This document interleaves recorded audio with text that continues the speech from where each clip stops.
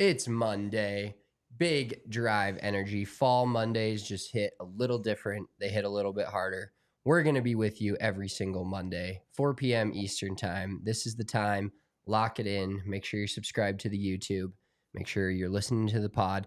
Today, we're going to discuss the President's Cup teams for both sides, the international team and the U.S. team, coming up here later in September. We've got a hilarious video from a winner on the DP World Tour. We've also got the new segment, Scheffy of the Week. So each week, we're going to give out the Scheffy of the Week. This can have multiple meanings, as you'll see, starting off with an absolute banger. Shout out to somebody in the NFL. But we're going to give out the Scheffy of the Week every single Monday. And we also have the Mulligan of the Week. All right, let's tee it up.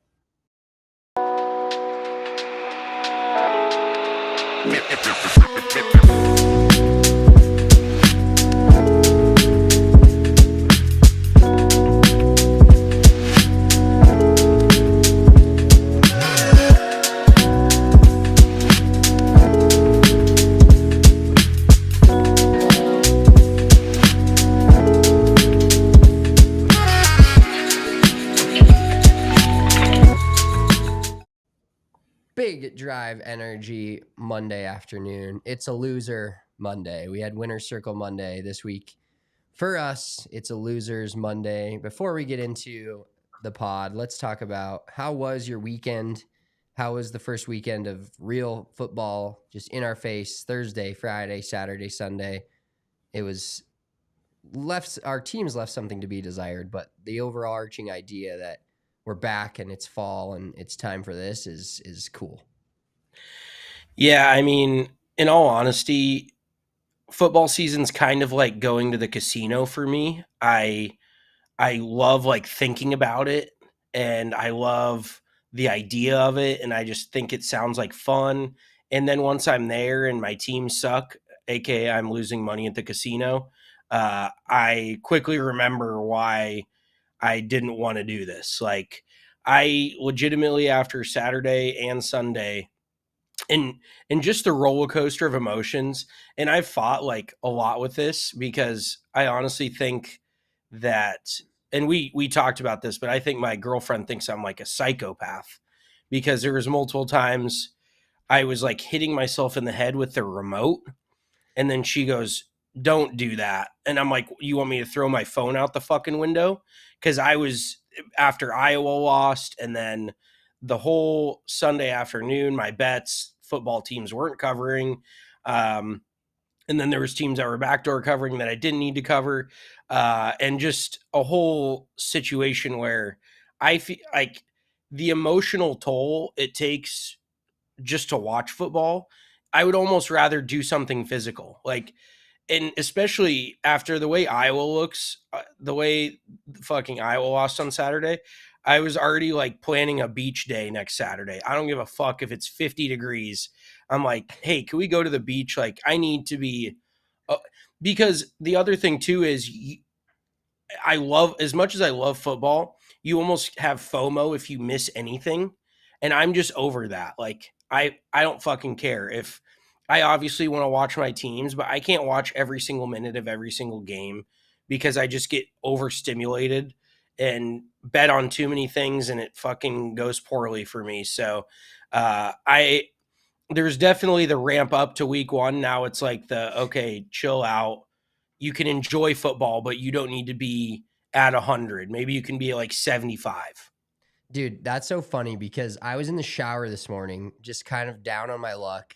It's like Mondays don't hit hard in the summer for some reason. Like when it's, 80 degrees out, and, we just watched a really fun PGA Tour event. You kind of get the Sunday scaries maybe a little bit once it's over, especially like the majors or the final major of the year. You're like, all right, now we're looking to 2025. But the Mondays hit harder in the fall in terms of the come down from the entire weekend of Saturday morning. So exciting. There's a million games on Sunday. Same thing. You're checking your fantasy teams. I'm in 7 pick'ems. I'm doing this, doing that, trying to get this all in before, 11 o'clock local time. And I'm sitting in the shower this morning and I'm like, fuck, I wish I liked something else. I wish there was something else I could enjoy on the weekends because this is ass. And now next weekend, Iowa will beat the shit out of Troy on Saturday. The Broncos will beat the Steelers at home, and I'll be like, football is the greatest thing ever. Victory Monday. And it'll be a totally different vibe. But I literally had that same thought this morning. I was like, why can I just not like something else? The roller coaster and the highs and the lows of football season are unlike anything. And I can just picture you standing in the shower with your head slumped down. By the way, we played each other in one of our fantasy leagues and I fucking shit stomped you. So thank you for that. But let's talk about this pick'em we're doing together because Spencer, obviously nobody thinks they suck at betting. I mean, some people, you're either self-aware or you think you're good at gambling because nobody's really that good at gambling, that good at picking games. But in our pick'em this week, Spencer beat on the table for the Browns. I'm sorry, for the fucking Browns to beat the Cowboys. He just completely forgot that Deshaun Watson is complete ass.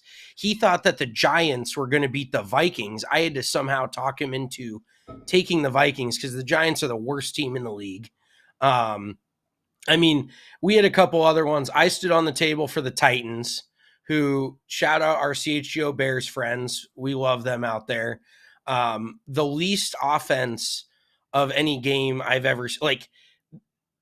They were down by 17 points and didn't score an offensive touchdown and somehow won that football game. Yeah, That's I insane. I think the record for that is like it was like 2 and 306 when you're down 2 scores and don't score an offensive touchdown. So the Bears made it 3 and 306 this weekend. And you know what's even more aggravating about our pick'em is we'll get an email today from Rod, the guy that runs it, and fucking Marla from Spring, Texas is going to go 6-0 and win the week and get paid out like a good bit. The cool thing is it's a yearly thing, and I've actually was kind of competing for being in the money last year towards the end, but one single week of 6-0 or winning the week at 5-1, and we're making our money back and plus a lot. So we got to look at it as a week-to-week thing. We went 1-5 this week. Shout out to you for our only winner of the Minnesota Vikings. Well done. But dude, and you also the Broncos. I mean, obviously, it goes without saying. Wait, that was a line issue. Was that not a push? Was it 5.5? It was 5 is what we had, and they lost by 6. So well, I forgot the line moved. I forgot they sent him out at the beginning of the week because you thinking the Broncos were covering 6, and you know they did everything in their power to try to do it defensively and everything in their power to not cover offensively. But this is not a Broncos podcast. I don't want to go down that rabbit hole because I've got a few words to say, but it's week 1. Everybody, like, that is part of the beauty of it in general. It's golf, it's football, it's life. It's like so easy to overreact. Like, you make a bogey or a double on one, you're like, this day's shot. Oh, Like I'm you in start, the can. Yep. I'm yeah, you completely start gone if thinking I about bogey. other shit. Like you start thinking about stuff you got to do at work. You start thinking about other hobbies you could take up. Like I've rethought my entire life on the golf course before, and similar to like football week 1, I overreact. Everybody does, and I'm like, oh, here we go again. Another 4 years of dog shit from a quarterback who's not good enough. And then we're drafting another guy, and you know, you overreact. I went way too far, and I got to regulate myself somehow. Like I got to go outside and touch grass because I my head, the top of my head just wants to fucking fly off my body. It's just the frustration that football season brings and the sadness, and like my girlfriend just sits there and like stares at me like I'm a zoo animal because she just doesn't know what I'm going to do next. She like doesn't say anything, and I like look over occasionally and she like looks at me with like big eyes like I'm about to like make a move, like I'm about to get the zoomies, or I mean it just is a roller coaster of emotions. I probably need to like take a Xanax or something before football because it's just not enjoyable. And it's my own fault. That's the problem, is I could have fun but that would mean emotionally unattaching myself from every game that I picked, my fantasy players, uh, all my bets, fucking you name it, my teams. I'm too emotionally invested in this. I need to diversify my life a little bit. I I think we'll revisit this next Monday when we talk again on camera, but it's just a matter of the way that this weekend went down for us specifically was not fun. People in Chicago are having a ball. People in, Dallas are partying it up after they shit stomp the Browns. Also, you're calling me out, so which is fair because you're not wrong. But you were pounding the table for Kirk Cousins and the Falcons, and they lose to a team who couldn't even score a touchdown. Steelers are Okay. always tough. The road dogs with Tomlin, dude. I knew it. Oh, well, that's one that you knew? Oh my god, dude. You were fucking hindsight is absolutely perfect for you because the shit that you were throwing at me, I'm like, absolutely not. I thought Oh, the Ravens should have covered. Let's be real. The yeah, and so Ravens. so should the Broncos, and so should the Titans. And I also had Bucks -4. That hit by a mile. They clobbered the Commanders. Okay, but let's just say for a pick'em standpoint, week 1 is always a clusterfuck. Nobody knows how good anybody's going to be. Yeah, So you came at me and I told you I wasn't dialed. I told you I was confused on every fucking game. I had nothing that I really liked. dude, I but knew the that's Cowboys could blow out the Browns. I knew it. And I watched it, but I still in what thought the Browns would world be though? good. What what kind of thoughts are going through your brain that make you think that the Browns were going to beat the? And don't get me wrong, I don't think the Cowboys are that good. I think the Browns are straight asshole. The New England Patriots beat the Cincinnati Bengals. Half of one of my survivor pools already out. Everybody's out, and I took the Seahawks. I'm alive. Hey, I respect that. Um, oh, what was I gonna say? Oh yeah, do you know what? I had kind of an epiphany yesterday that I forgot about. Is that Baker Mayfield ever played for the Browns? Like Yeah, that he just took felt them to like the it. playoffs. He was the Yeah, it first just felt like quarterback to take them to the playoffs since who knows. I know, but I don't know if that was what was that pre-COVID? Was that 4 years ago, 3 years ago? Because it feels like a lifetime ago. Yeah, Like they took the Chiefs down to the wire in a playoff game too. because everybody was like watching Baker. I saw some Browns fans are like watching Baker shred it, and Deshaun Watson sucks. I'm like, why are you talking about Baker? Like, what does that matter? And then I'm like, oh fuck, he played for them. And yeah, I mean the Browns. In hindsight, I think we just need to narrow down the dog shit cannot be trusted franchises and pick against them. And that's really what I thought the Bears were. That's why I had the Titans covering, and the Titans somehow pulled the worst loss out of their ass. Like Will Levis, that image will go down in the history books of him doing the surrender cobra on the fucking football field. And who thinks to underhand a fucking pass when you're going down? Like that is the most desperation. I don't even who is that bad that they would do that? Like who's the last quarterback where maybe Jameis Winston, maybe Well, I shit like. mean, Patrick Mahomes can do that, but he gets away with it and he completes the pass somehow. Guys like Will Levis shouldn't be doing that. Okay, real quick, can we talk about Patrick Mahomes? Because this whole Dylan Raiola, like obviously I don't like Nebraska, but him acting like Patrick Mahomes is legitimately fucking weird. Like Yeah, it's creepy. I Him never really cosplaying as like understood a different person. Like I just be never really yourself. understood cosplaying in general, and now I get it. Like this is the first thing that's really hit me as cosplaying. Like I don't like to use that term. I never will use that term other than just right now. But that is the definition of cosplay, and that will stick in my mind forever. The shades, the haircut, the do rag, the way his mannerisms. It's like a 12-year-old when you're like, I want to be this athlete. I remember I used to walk pigeon toed because I knew John Elway walked pigeon toed. And sometimes I'll still do that. I'll like take my feet and go a little pigeon toed with it and feel like, John Elway can do it. I can do it. But this Dylan Raiola stuff is getting out. And, I actually, since he's kind of fat, I coined a nickname. I don't know if somebody's already said this, but I call him Dylan Raviola. I saw another nickname instead of Patrick Mahomes, Patrick Apartments. He's in apartments instead of homes. Fat Trick Um, Mahomes. Oh, there we go. Yeah, it's similar to like you remember going to the movies when you were a little kid and you'd walk out and you'd think you wanted to be that like that superhero or that character in the movie. That is what he's doing, but in real life is like a grown like 19-year-old man. So that's I think it is creepy. I don't think it's like flattering at all. If I was Mahomes, I'd be like, yo, dude, like fucking find your own slant. And now all the annoying chicks at Nebraska are going to be trying to get with him, thinking that he needs a fucking Brittany Mahomes in his life. You know, did you know his dad's a Hall of Famer? Yeah, did you know Matt Stafford's his godfather? Yeah. Can you imagine being someone's godfather and then they act like somebody else that does your exact same job? Like, what the fuck The about me? blatant disrespect and it's not like his fucking godfather is like Kyle Orton. He's a Hall of Famer. Like you don't think you could learn from that guy? You don't think you could take anything from Matt Stafford? You want to take it from Pat? If he started talking like Kermit the Frog, I'd lose my mind. I'd be so out. And I can't wait for Nebraska to just get shit canned by a good team. Like they are not good. They're better than the two teams they played at the beginning of the year, but they are going to get stomped by somebody. And I can't wait for just all the crying on social media. It's going to be fantastic. Yeah, it will be fantastic. What is really fantastic is our friends over at Lucy Nicotine.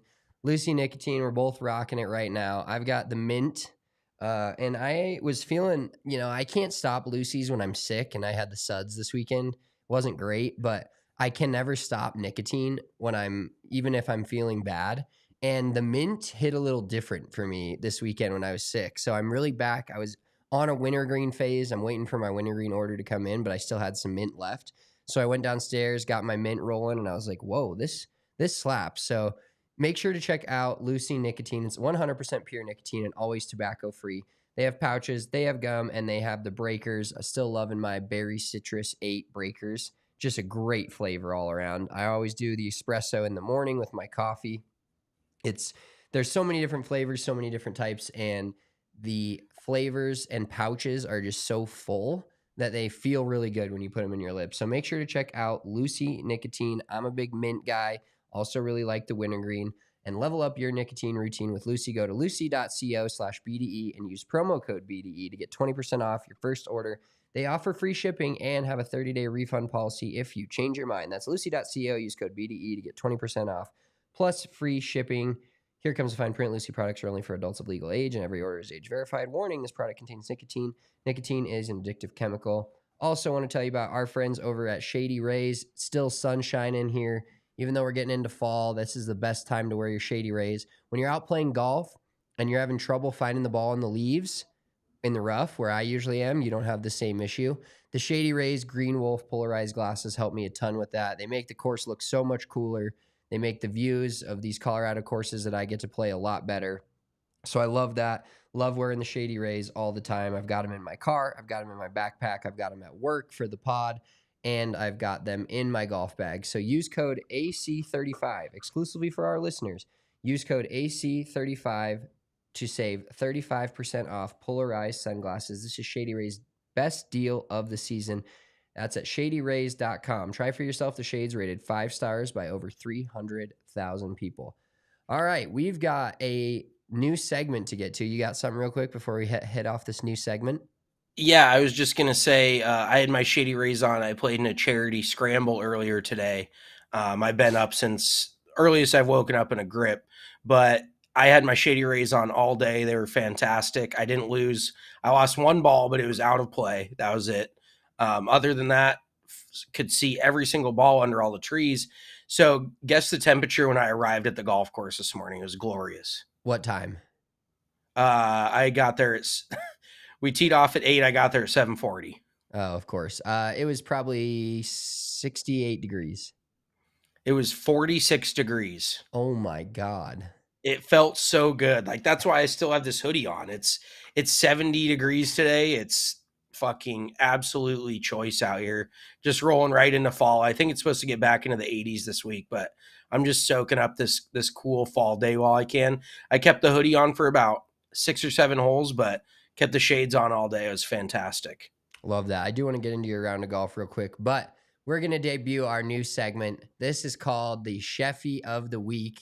So when we envisioned this segment starting, it was about a dominating performance. And this is, we'll get into it. It could be from football, it could be from golf. Scottie Scheffler just had one of the most dominating PGA Tour seasons in the recent history of golf, and outside of Tiger Woods, maybe one of the most dominant seasons since before anybody on this earth was still, alive and born and paying attention to golf. But this week we had to give it, we have an honorable mention. I'll give the honorable mention, but the absolute Scheffy of the week, I'll let you introduce it because there is nothing more perfect than this first one to give it out. And that goes to our friend over with the Miami Dolphins, Tyreek Hill. Tyreek Hill with the first Scheffy of the week. We've got the clip here. Just what an absolute bumble of this entire scenario. And I guess one of the cops is already on leave, but make sure you're checking us out on YouTube. If you're listening to us, appreciate you listening. But on the YouTube, we've got great clips that go with all of our podcasts. So let's play this. This is Tyreek Hill getting arrested, heading into the stadium. And I guess Calais Campbell saw him, caught him, and also got arrested. Did you hear that? Yeah, so Calais Campbell apparently arrived at the scene and got temporarily detained for trying to break it up. Like, I don't think you can really break up, nobody can just show up and be like, hey, you just shouldn't arrest him.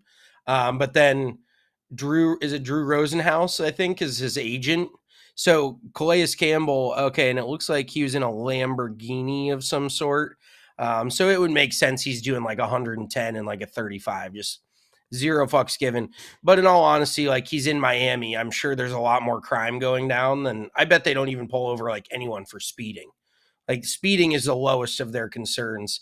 But yeah, this award, absolutely hilarious that we were kind of brainchilding this new segment, and then this dude goes and gets arrested and then puts on a fantastic performance yesterday.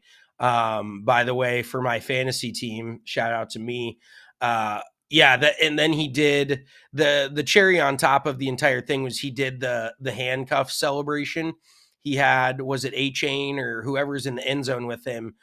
He put his hands behind his back, like acted like he was being cuffed, and like walked him off. He like, A-chained him up. Oh, well done. That's a dad joke if I've ever heard one.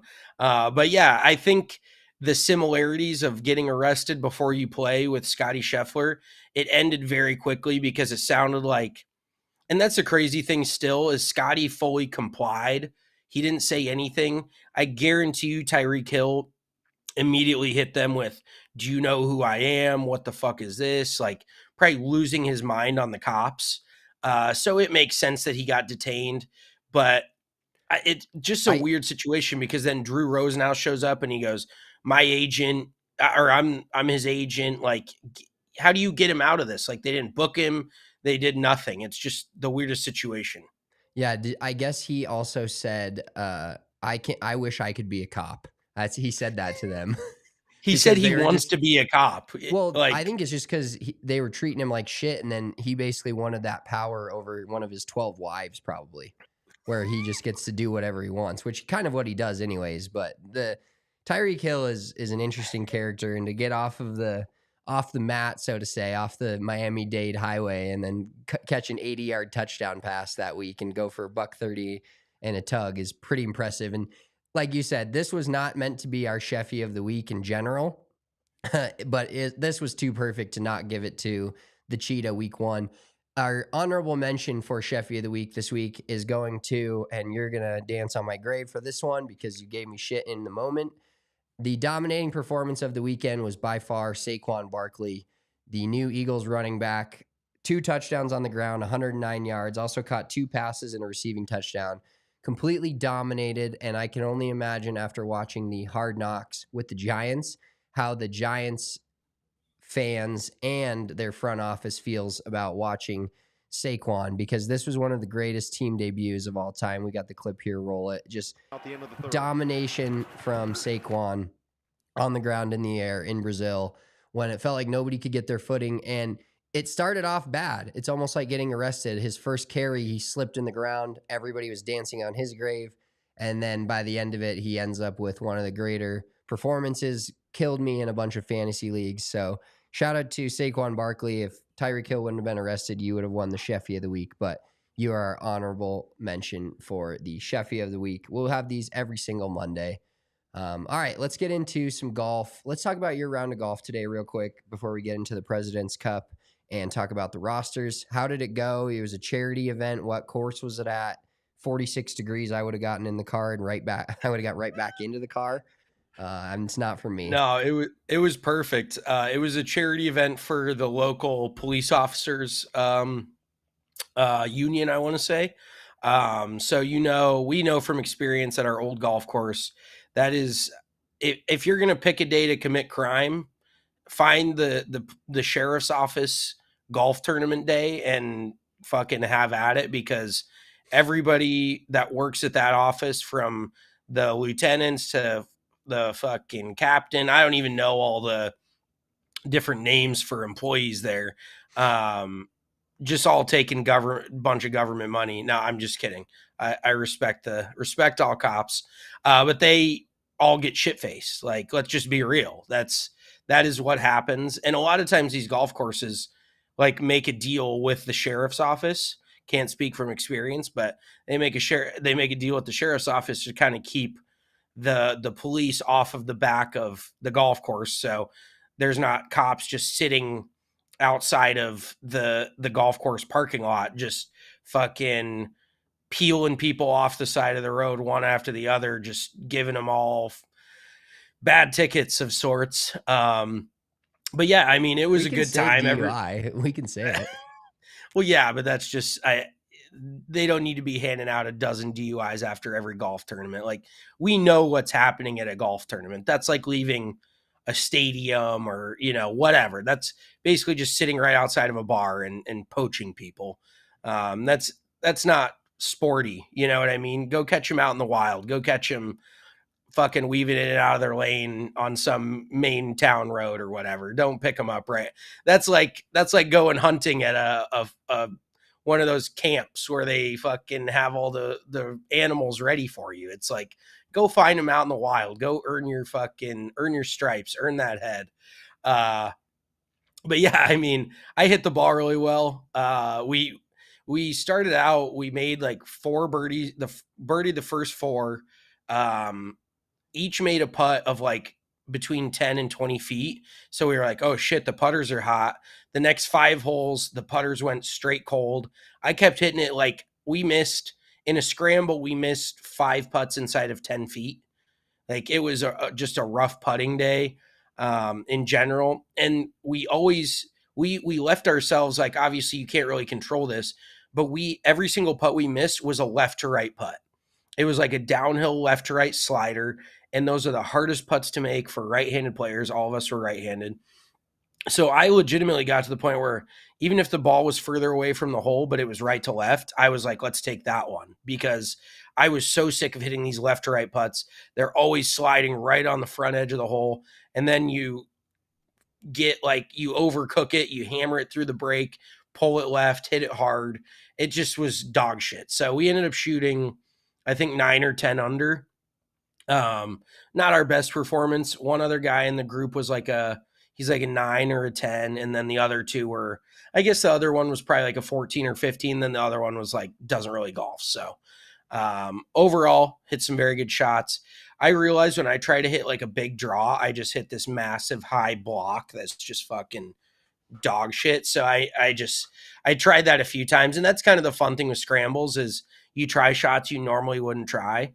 But then I'm also just stupid where there's a hole that clearly sets up for a cut, which is what I generally like to hit off the tee. And I'm like, oh, I want to hit a high draw over this tree. And then I don't execute. And I'm like, in what world would I ever try that shot anyways? Like, what the fuck's the point?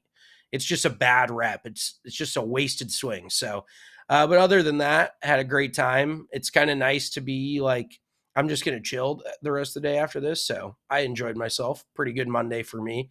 What golf course was that? It was this place called Farmstead. It was like this old school kind of like farmy vibe. The clubhouse was like a farm, a big old or it was a big old barn. that they had redone into a clubhouse. It was actually pretty badass. But good track, like relatively rural, kind of out there. There's actually cornfields. Do you know there's cornfields in New Jersey? I did not know that. It does not strike me as a place. I was in Iowa and Nebraska the past week, in Minnesota. That strikes me more as the corn type of place. Yeah, you'd not expect it at all, but there is quite a bit of corn in New Jersey. So I'm learning new shit all the time. They say it's actually they have it coined as like Jersey corn. Like, I've never heard somebody outside of New Jersey be like, "Do you have any Jersey corn?" Like, fuck that. The Midwest does corn better than anybody. They You can't touch the Iowa corn, the Illinois, the Nebraska. That is the real shit. Like, New Jersey is cosplaying on corn. Like, they are cosplaying the Midwest on corn because that is not what they do. They do like crime. They do shitty football teams. They do the beach, the Jersey Shore. They do not do corn. Jersey is not corn. Jersey is not corn. I'll tell you what is Midwest and what is, for your next adventure, the perfect thing to use, and that's Rugged Road coolers. You want to check out Rugged Road coolers. I'm telling you, we use them here at All City for our tailgates. Incredibly light. And you're talking about them not doing corn well. Rugged Road does coolers extremely well. They're light. They have little different pouches that you can place stuff on that's not right on the ice. Keeps your ice for up to 7 days and often longer than that. It's perfect for outdoor activities from fishing, tubing, camping, and tailgating. These coolers are designed to meet the needs of every outdoor or sports enthusiast. So gear up for your next adventure with Rugged Road coolers, reliable, durable, and built to be used. Rugged Road is your ultimate outdoor companion. Head to ruggedroadoutdoors.com and use code ALLCITY for 10% off. I'm happy that you got to play some Monday morning golf. That usually makes the week go by faster, but we did have some news in the golf world. As you know, we talked about, we were live last Sunday, 2 Sundays ago now, talking about the Tour Championship, kind of vanilla, kind of boring. Scottie Scheffler, the champ. But we did have some news this past week in terms of the President's Cup teams. And the President's Cup will be held in Canada later this month. I got it right this time. You happy for me? France? Yep. In France later this month. And the final President's Cup team for the United States, Scottie Scheffler, Xander Schauffele, Colin Morikawa, Wyndham Clark, Patrick Cantlay, and Sahith Theegala were all automatic qualifiers. And then the captain's picks from Jim Furyk, we've got Keegan Bradley, Captain America of the Ryder Cup, Sam Burns, great pick, Tony Finau, also great pick, Russell Henley, great pick, played really well in the Tour Championship, has kind of been like under the radar. And then the final 2, we have Brian Harman and Max Homa. So I want to give you to give your thoughts on Brian Harman and Max Homa getting picked, because the internet sure had some thoughts, and I'll get to those here in a second. But I want to hear your thoughts on the President's Cup team in general and what you think, because this doesn't have as much juice as the Ryder Cup. We know that. But I feel like how intense golf was all season this year and how much play it's getting on TV and how much viewership, I feel like this is going to be pretty intensely watched tournament, because, you know, I don't know why, because we were doing this last year or doing it the year before, but it feels like it's super dead right now in the golf world. And the President's Cup will be that one last hurrah for the golf season where everybody's kind of dialed in on it. So what are your thoughts on the USA team and Homa and Harman getting the nod as the final 2 picks? Yeah, I mean, just right off the bat, Max Homa, as much as we love him, he's one of our favorite golfers. He did not deserve a spot. He was playing, and it really comes down to, you know, current form of your game. And obviously Homa is nowhere near the top in terms of current game. He struggled a lot towards the end of the year. Same with Brian Harman. They felt like I wouldn't say Homa cashed it in. It definitely felt like Harman was cashing it in a little bit towards the end of the year. So yeah, definitely questionable. And just the fact that there's not a single Live Tour player really bugs me. Like, you can't tell me Bryson DeChambeau would make that team better. You can't tell me that Brooks or, you know, even a few other guys wouldn't make that team better. And just Jim Furyk not going outside of the box, not getting creative. But then you look at Jim Furyk in general, just as a human being, and he is just the most vanilla cookie cutter old man type of white pasty American dude that you would expect to get these kind of picks from. So I wasn't necessarily super shocked by it, but at the same time, it's just, I honestly think it's going to not make for as good of a product. The US is probably going to win, but it's like, why are you putting out the B team of the US? Not all the B team, but some of the B team. Did I hear Keegan Bradley say that he may not play? Or this was maybe the Ryder Cup. That was, even if he qualifies, I think he said he wants to focus on coaching. So never mind. That's Ryder Cup, President's Cup situation. But I mean, Keegan Bradley definitely deserved the nod. Russell Henley is just a grinder. He's really solid. But overall, this President's Cup team, I feel like, is the weakest it's been in years. And we keep winning this event. Like, it's not that big of a challenge, unfortunately. So I feel like they're testing how bad of a team they can put together and still win this thing, and just burying the Australians, the Eastern Europeans, you name it. They're just like, fuck them. We'll just kill them all with our 12. We have two really good players, and the rest of them are just average American players, and we'll just go from there. Yeah, and I think one of the biggest snubs, if you will, because every time there's captain's picks, there's going to be snubs. Brian Harman playing on a 7,300-yard course in Canada is going to be kind of a riot. And somebody in the comments on the Instagram post here from President's Cup said, I love Max Homa sneaking in there purely off vibes. And that's kind of what it is. And the Homan, I guess that's kind of what their pairing is called. The Homa Harman pairing, I think, is just trying to Jim Furyk grasping at some Ryder Cup straws, which not great because we got blown out in that thing. But I think the biggest snub that you see from the comments and just in general is the fact that Akshay Bhatia didn't make it. He's won twice on tour this year and is kind of one of the budding potential superstars on the PGA Tour coming up. It's good to see Sam Burns on the team. He's kind of that like guy that's just always hanging around, hasn't won a ton, especially in the last year. But one of the comments that was great where, this is like, Sam Burns can get bent, by the way. I don't hate the guy, but after what he did to me at the American Express this year, and even like if you take it a step further, Nick Dunlap could potentially deserve a spot on that team. I mean, yeah, and Dunlap don't get me wrong. Dunlap and Bhatia for Homa and Harman would have been I don't think a lot of people would have scoffed at that. I don't think a lot of people would have second guessed Jim Furyk's decision on that front. Yeah, and I mean, it's just bringing up this next generation. You don't need to do it at the Ryder Cup. Like, ease your way in. This is like a warm-up game for the Ryder Cup. So you don't need to bring rookies in next year when within the pressure-packed arena of Bethpage. Bring them into Montreal on a somewhat of a practice round type of vibe. Let them get their feet wet with the international team against the US, and then really get into it next year at the Ryder Cup. Like, I can only imagine. Could you imagine being a rookie and starting the Ryder Cup on home soil? Like, what? Real quick, would you rather, if you were a rookie, would you rather have your first Ryder Cup, and you were selected, obviously? Would you rather have it on US soil or on British soil? Like, what do you think would make it easier? I think it'd be a lot easier to be on American soil because everybody's behind you, and that's where even if you top it, or maybe that's just me, maybe that's not necessarily a tour thing. If you top one, I think the crowd would still have your back. Versus if you do that in Europe, you're getting absolutely destroyed.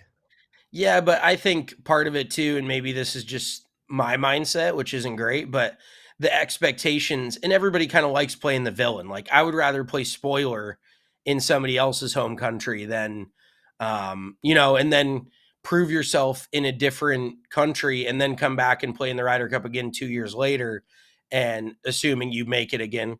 And then everybody like loves you and everybody's on your back because of what you did at the previous one. So I think it would be a little easier to go international first as opposed to playing in the US. But this is one of my favorite comments. Clark again with 6 question marks. Where is Bryson? Wyndham Not Clark is just that dude that just can't get out of your face. Like the PGA Tour has just shoved him down everyone's throat this year, being the U.S. Open champion last year and then winning at Pebble this year. All of a sudden, like he's this media darling, and you're like, what? What has he done? Like, I mean, besides what I just listed, it was very rough for him there at the middle of the year. So Yeah, and I think obviously every comment is people bitching about no Bryson DeChambeau, who's obviously not going to be able to play in it because it's a PGA ran event. Like we just know that he's not going to be part of it. And a lot of people also calling for this comment: cowardly picks by Furyk, Harman and Homa over Akshay and Horschel is moronic. So maybe I mean, Billy Billy, Ho. I will say that at the end of this year, Billy really earned some like credit with me in my personal fandom. I hope he knows that and can sleep better tonight knowing that I'm a fan of his. But I used to think he was just like super corny and a little bit of like a tryhard, which is hilarious because it's like he's on the PGA Tour. Of course, he's trying hard. You don't need to look casual out on the PGA Tour. You're not wondering what people think of you when you're out there. But the whole Aaron Rice situation this year where he was visibly rooting him on and like kind of helping him and really like pushing for him to get that win when he did at Sedgefield was super cool. And then just his other comments towards the end of the year and just being a really solid dude and actually pretty funny shit. When what did he say? Because he posted last Saturday, he posted a picture of his golf bag and he said shock the world, and it's a Florida Gators bag because he's obviously a Florida Gators alum. And he had a funny tweet afterwards that was just like very endearing, and he's like, well, so much for that or some shit, because I think he played bad on Saturday at the Tour Championship, and then the Gators obviously did not look good last Saturday and are just a bad football team, which is kind of weird. But yeah, I like Billy now, so I would have had no problem with seeing him be on one of those teams. Yeah, Billy Ho has done a 180 in my mind. Not as severely as Bryson has, but I'm still not a big fan of watching him play golf. But his overall vibe is not as annoying to me as it used to be. Now, this American team will be facing off with the international team. And I think, looking at the President's Cup, I think maybe the Ryder Cup in Who general. else would they be facing off against? Well, it could be the European team. It's called the international team, bro. It's I'm different. aware that's the President's Cup. Yeah, well, not everybody knows that, all right? Uh, So, the Fair. President's Cup is not near of a big deal, and do you think that's because it's when it's played not on American soil, like it's played on the international team soil, if you will, it's not as like Hideki Matsuyama is not like Canada, he's not Montreal. It's not that doesn't have that tie. Whereas I feel like Scotland, England, Great Britain, all those places kind of have a tie to each other, especially against America. But when you've Yeah. got the full list of the can you actually name these? Have you looked at this? Let's play a little game. Oh God. Well, it's not obviously any live players, so I'm trying to think of who else would be included. Like, are you So talking about selections or are you talking about people that qualified? I'm talking the entire team. Let's just go through 1 through 12. I did give you Hideki. See how many you I can know get. Hideki, Sunjay M, Tom Kim, did Minwoo Lee make it? Yep. Um, oh, who's the other? Siwoo Kim. Yep. God, so many Kims, I can't keep them all straight.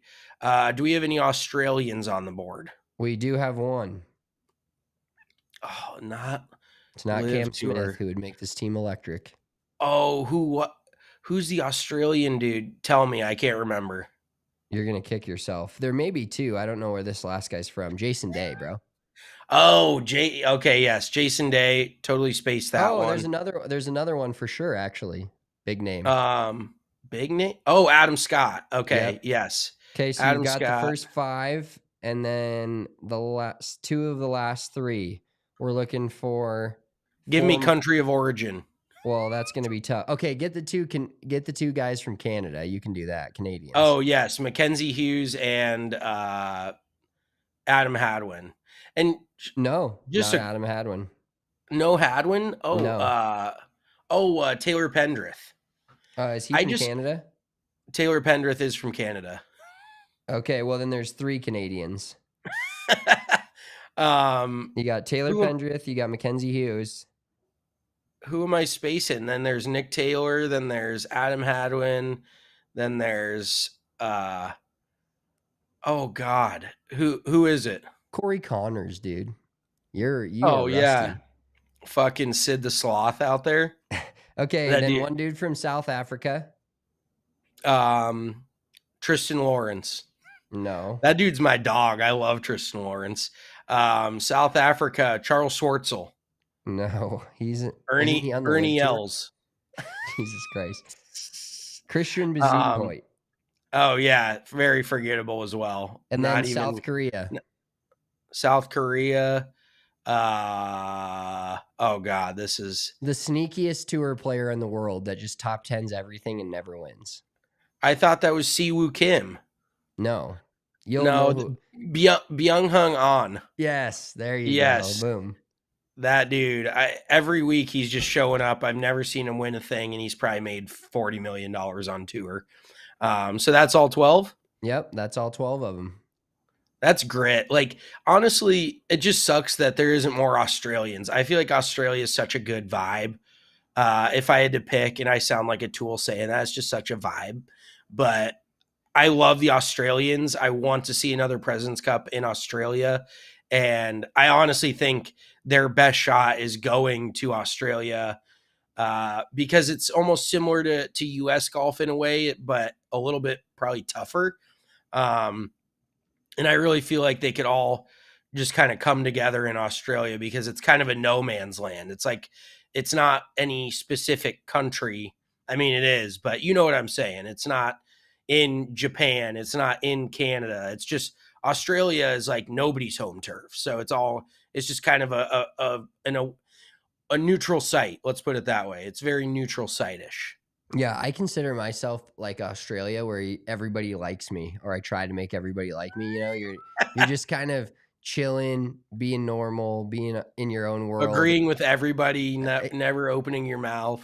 Yeah, exactly. Just becoming somebody that everybody just relates to, and is like, hey, you're kind of a nice guy. You're kind of a chill guy. That's gonna go on your headstone. Is tried to be liked by everyone. I think maybe just chill guy. But you're not that chill, and you're chill until you're not chill. Like, if you're a self-proclaimed chill guy, when you're not chill, it is like off the rails, not chill. Yeah, but not that many people get to see the not chill me. So I guess that's just me. What a treat for me. Yeah, in most people's eyes, chill guy. Just your immediate family gets the fucking short end of the stick there. 100%. Sorry. Shout out to all you guys. Well, all right. A couple things we got to get to here as well. So if you guys follow Monday Q Info, he's great golf content, especially this time of the year when the headlines aren't who's winning what PGA Tour event. But this was actually from a little while ago too, a week ago. Eric Cole, the grinder of all grinders, down playing money games and getting into a skins game down in where is this? Playing the minor league golf tour event. I think it was in South Florida somewhere. He needed to go 2 under on the last 3 to shoot 59.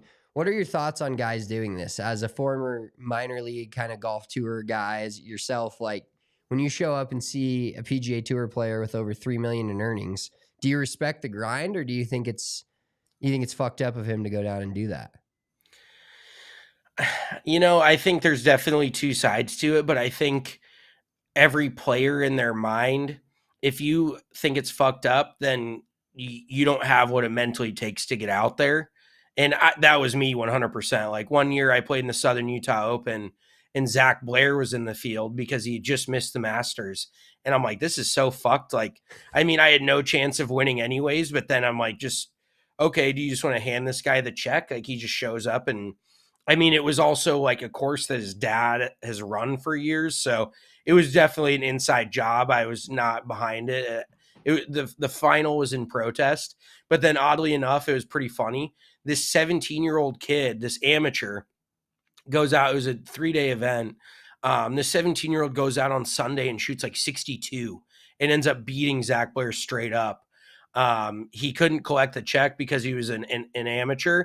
So Zach still got the first place check, but just hilarious that you go play in like your home course event because you're not on the PGA Tour that week and you get beat by a 17-year-old. So I ultimately think, like, I know Monday Q Info said that he had some comments from other players in the field that are like, yeah, everyone's ultimate goal is to get out there on tour. So having a guy that's out there now, it kind of almost makes you feel like you're closer to it and that you can compete with guys like that. So, you know, it's probably not going to help your bank account if you're out there just trying to cash a check and you're going against a dude, like you said, that's won Rookie of the Year last year on the PGA Tour. Although he is like Javon Vele or whatever his name is, fucking 36-year-old Rookie of the Year on the PGA Tour.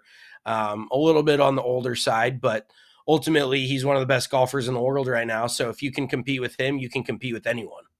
Yeah, and I see it that way too. To me, it's just more wholesome where he doesn't need the money. Well, maybe he does. I guess I shouldn't speak on anyone's dollars. I He could should have know a that. fierce gambling addiction. He's at the tables like already.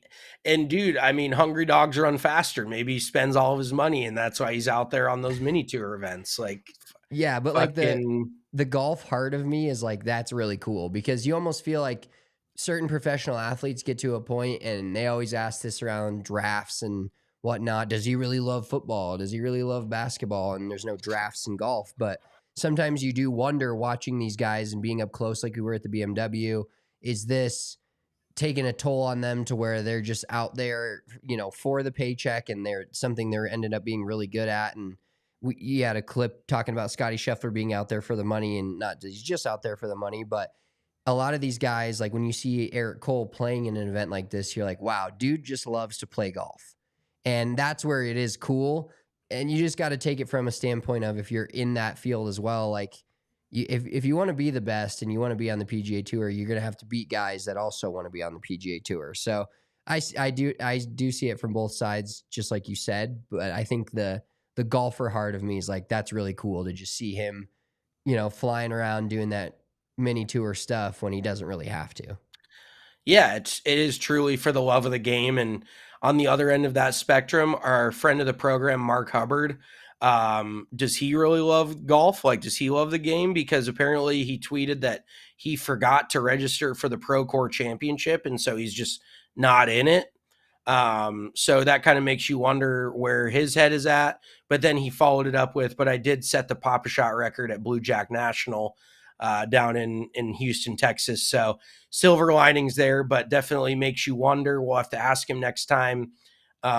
Maybe if he could get paid to do Papa Shot, he would rather be doing that. He just golfs to fund his Papa Shot addiction. Yeah. Did you see the comments? Michael Kim goes, at least you realized before getting there. And then he quote tweeted it with, still going to go. I have 49ers tickets on Monday night. Oh my God. Just see Mark Hubbard like in the stand. Like he's like, well, I've got this credential. Can I at least just walk around the property? Just scout the course for next year? Like that is actually hilarious. And I mean, honestly, half the time the golf's the least fun part. So he's like, fuck it. I'm still going to go to Napa and chill, go to some wineries. I'm sure his wife's going to love it. Yeah, it's Mark Hubbard. I just love him. We got to have him back on again soon. Let's figure out his schedule and what he's playing in, see if we can get him to come back because he was a blast to talk to. Some other things, just wrapping up from the Tour Championship and Sahith Theegala. We talked about it a little bit, but Kyle Porter had a tweet talking about what that cost him. And this is actually something I didn't know, so I learned it, is in the Tour Championship, if you win the tournament outright without winning it because of the staggered start and the strokes, you get an official world golf ranking victory for that. So Sahith Theegala, like counting that penalty on himself to the 2 strokes, obviously it goes unseen to the normal eye because you're watching the tournament. Scottie Scheffler's dominating. He wins the Tour Championship. Everybody talks about him. But Sahith Theegala calling that penalty on himself cost him an official world golf ranking victory. and $2.5 million just from that penalty. So hopefully, you know, he's going to, the first reply, but he made $1 million in karma futures, and then somebody else, but he has his integrity and has a lot of new fans, respect. So Sahith Theegala, obviously we just talked about him being in the President's Cup, so it'll be fun to watch him play some competitive golf for the United States on that level. But I did not know that you got the official world golf ranking win if you just won the Tour Championship without the staggered start. Yeah, that was news to me as well. So pretty shocking, and you kind of wonder if Sahith knew that beforehand because if he could have had that opportunity. But it is funny because I saw some comments that were like, he will earn that tenfold in endorsements, and it's like, do you really think a company's gonna want to pay a dude millions of dollars because because he has integrity? Like, ultimately, at the end of the day, unfortunately, money or integrity doesn't make you money anywhere. I don't give a shit where it is, unless you're like Dog the Bounty Hunter, because you're just hunting for the truth. But I gotta also give a quick shout out to Andrew Beef Johnston. You remember Beef? Oh, yeah. He finished second this week on the DP World Tour, and it's like one of the best DP World Tour weeks of the year. They play it in the mountains in Switzerland, so that was just a great watch. I flipped that on Sunday morning, and my girlfriend was none too happy because she's watched golf pretty much every weekend for the last 6 months, so she was not stoked. She's like, "Are you really watching this right now?" I'm like, "Fuck yeah, Beef's in it." But just happy to see him back. I know he had some mental health problems, and he's lost a bunch of weight. He looks good, and just back to playing some good golf. So I'm really happy for the guy. Love that. All right, we got a real quick video to show here before we get to Mulligan of the Week and get out of here. So PGA Tour players as football players. So this is a great content from the PGA Tour getting this, but some of these answers are hilarious. And starting it off with JT, great content here. Realistically, water boy. Wide receiver. Probably someone on special teams. I think quarterback because I watched the show on Netflix. It is the guys who have to be, I think, for me, clutch. All the way. That's the last thing I think of you being clutch. I'd probably play offense, try to be a running back or something. Wide receiver. And just get demolished and probably get back on the sidelines and be where I should be. Left guard. I would play the guy that puts the big jerseys on in the cold. That's the only thing I can do in the NFL. I think the only one I could play without getting hit is quarterback.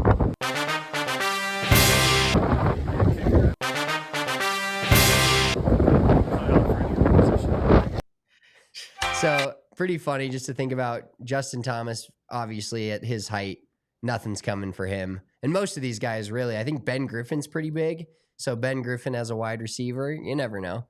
But I could see Harris English as a QB. He's like 6'2".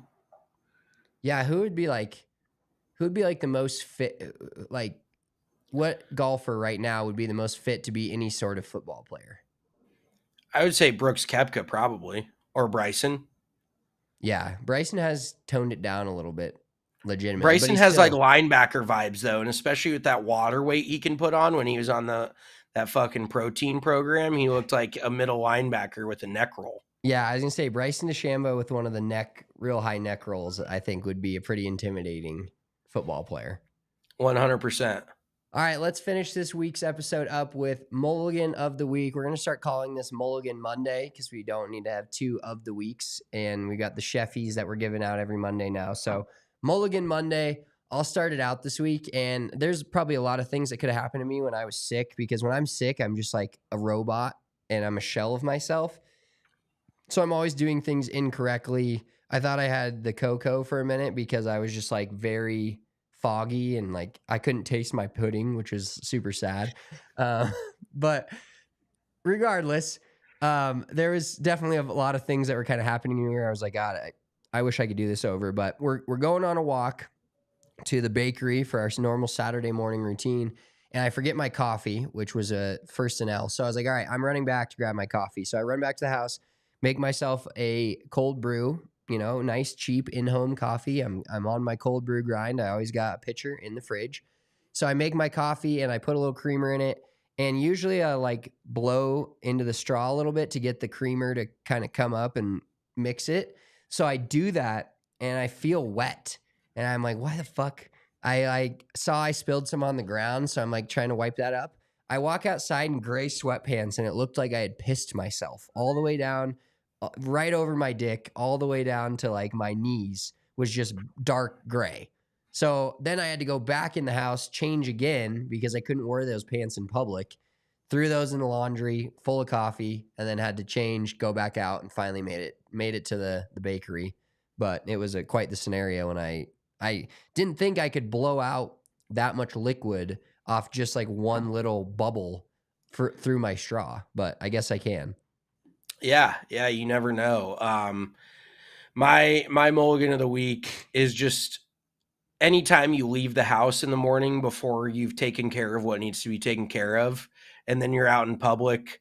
Like Saturday morning, we went out and got coffee, and then we ended up going over to the shoe store so Missy could get some new walking shoes. And all the while, I am just turtle heading, for lack of a better term. You're just in such a bad place, and there's nowhere for you to go. And I can't stand like people who dip into a public restroom and don't buy anything. Like, I just can't be that person. And there was nothing, I didn't want to go in like a bakery or some shit. I didn't want to subject that to anyone. So I was like, we got to fucking get back to the apartment. So and everybody does it every now and again. You just make that mistake. But now as I'm getting older, I am getting better at realizing I cannot leave the house until things are taken care of. Got it. I was like, where are you going with this? I thought you were talking about like chores or something. Then you're thinking about your chores when you're out of the coffee shop. But it turns out I do have to like, I'm the kind of house cat that I have to like get out of the house at least once. I can't just sit at home all day. Like, I need to leave the house at least once a day. Yeah. That is I'm especially Sunday mornings and like football days when I know I'm going to be sitting on the couch. I was like, I got to get out of the house, but then it just happened too quickly. You don't think, and then things just go downhill from there. Yeah. Marissa. So we got Marissa on the sticks today. Shout out to Marissa for producing our show. She's back. I'm back. Ooh, that's Big J on the sticks. Do you have a mulligan of the week? Oh, I have a mulligan of the week. You always do. All right, let's hear it. What'd your dogs do to you, Marissa? No, this is all me. So I have a new nickname at work. It's great.